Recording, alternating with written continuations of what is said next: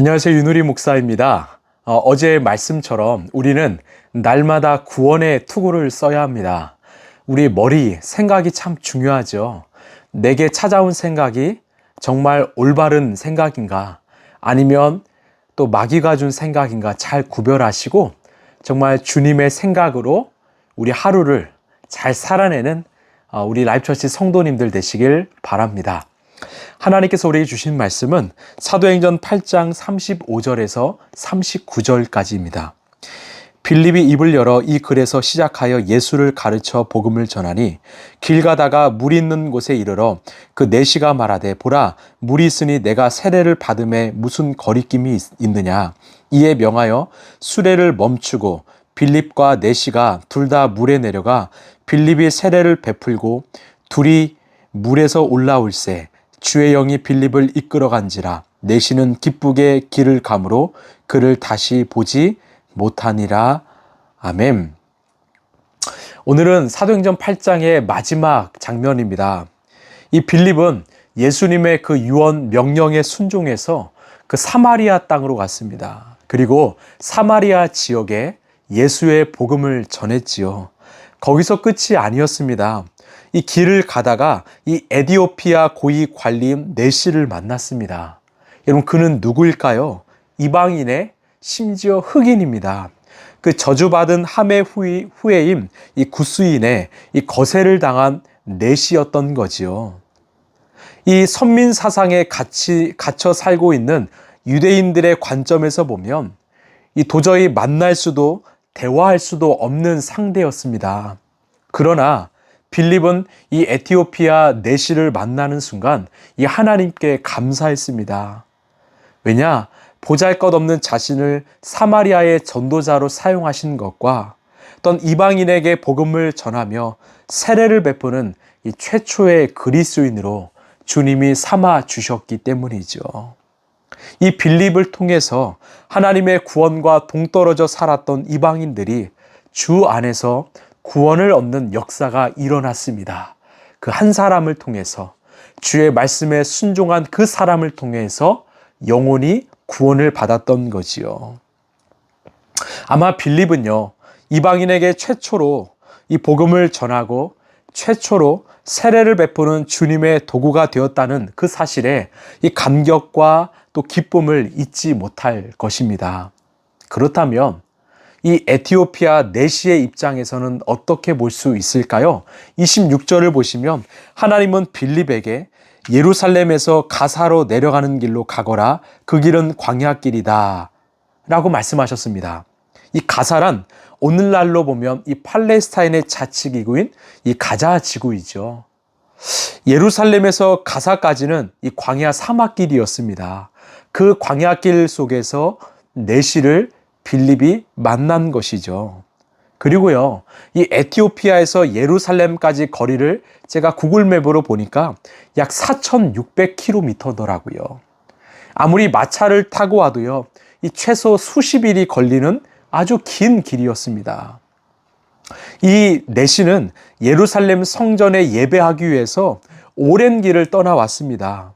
그러나 이방인은요, 심지어 함의 자손 구스인은 예루살렘 성전 안으로 들어갈 수 없지요. 그 바깥에 마련된 이방인의 뜰에서 모여 예배할 수밖에 없었습니다. 예배하기 위해서 먼 거리로 걸어왔지만 이 마차를 타고 왔지만 아무 소득 없이 텅 빈 손으로 돌아갈 수밖에 없는 상황이었을 것입니다. 여러분 얼마나 허무했을까요? 얼마나 허망했을까요? 그래서 가는 길 중에 이 성경을 읽으며 다시 마음을 다독였을 것입니다. 그 성경을 읽고 집으로 돌아가는 길에 누구를 만났습니까? 바로 빌립 집사를 만났습니다. 오늘 말씀인데 29, 30절에 성령이 빌립에게 말씀하셨다. 가서 마차에 바짝 다가서거라. 빌립이 달려가서 그 사람이 예언자 이사야의 글을 읽는 것을 듣고 지금 읽으시는 것을 이해하십니까? 하고 물었다. 즉 성령의 인도하심으로 다가온 그 빌립을 만났고 지금 그가 읽고 있었던 이사야 글에 대한 해석을 들었습니다. 즉 복음을 들은 거지요. 여러분, 그 상황에서 이 내시가 얼마나 큰 위로를 받았을까요?